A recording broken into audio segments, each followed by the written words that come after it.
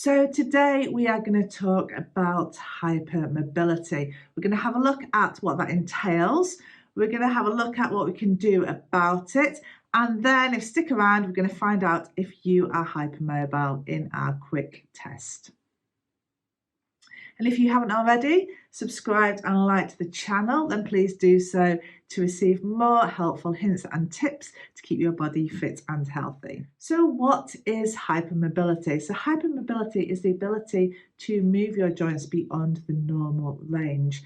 And our joints rely on our ligaments and the joint capsules around them to help to stabilise. And in people who are hypermobile, the connective tissue within these structures is more flexible, allowing them just to move that little bit further. It's thought to affect about 30% of the population, and hypermobility is much more commonly seen in children, and this is just because their connective tissue is still developing. So hypermobility is a spectrum. Two people that are hypermobile aren't going to be the same. The degree to which you're hypermobile will be different, and also the areas of your body. Some people might just have really hypermobile shoulders, and for others it might be that all the joints in the body are hypermobile. Now, it's thought that about 10% of the hypermobile population have something called hypermobility syndrome.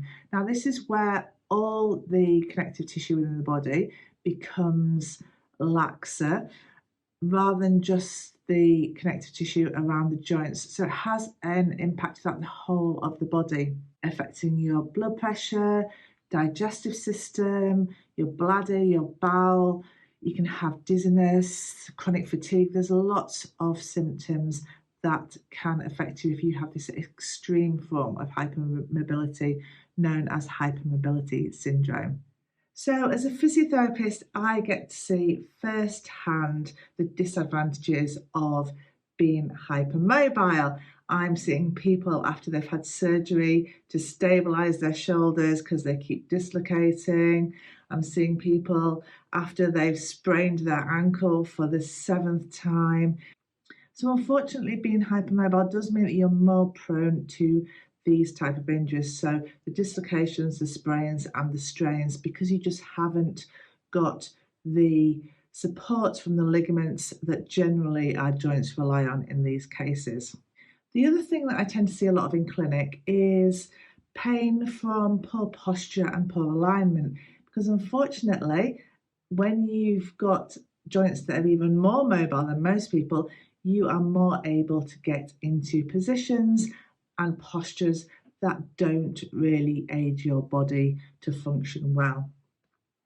Saying that though, it isn't a foregone conclusion that you have to have pain when you're hypermobile. I mean, let's look at the advantages of being hypermobile. Let's look at those amazing gymnasts and dancers and those people who are really using their hypermobility. They have really strong, fit, supported bodies, and that's because they rely on other structures. So when our ligaments aren't working terribly well for us, what we've got to do is look somewhere else to gain that support, and that tends to come from our muscles really. So if we get really strong, particularly in our postural muscles, particularly in our core muscles, then that's going to really aid us to support our joints and protect them and prevent pain and injury. So if you've got hypermobility and you're looking at trying to do something positive to improve it, then like we've said, working on your posture, working on your strength, working on your stability will offload those joints and really give those joints the support that they are not getting from your ligaments and from other soft tissue. Now I have a program called Pain Free Body, which will be ideal for this. It sort of incorporates all of those elements throughout the whole body to give you a really strong, dependable body. So check that out if you are interested. So hopefully you've got a bit better understanding now of hypermobility and what's involved. The pros, the cons, the extreme cases, the hypermobility syndrome, and what you can do to help yourself if you are hypermobile. All that's left now is if you would like to hang around to find out if you're hypermobile, let's take this test. So today we're going to find out if you are hypermobile. We're going to use the Beighton Score, which comprises of 5 different tests. So let's have a look. First test, bending forwards, keeping your knees straight. Score 1 point if you can put your hands flat on the floor. 2, bend your elbow backwards beyond 10 degrees. 1 point scored for each side.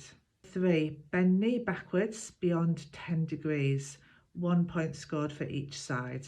4, pull thumb backwards to touch your forearm, 1 point each side. 5, pull little finger back beyond 90 degrees, 1 point each side. So there's 9 points available there. If you scored 4 or more, then that does show you've got a degree of hypermobility. The higher you score, the more hypermobile your joints are. If you're interested in how to keep these hypermobile joints happy, then have a look at the information attached.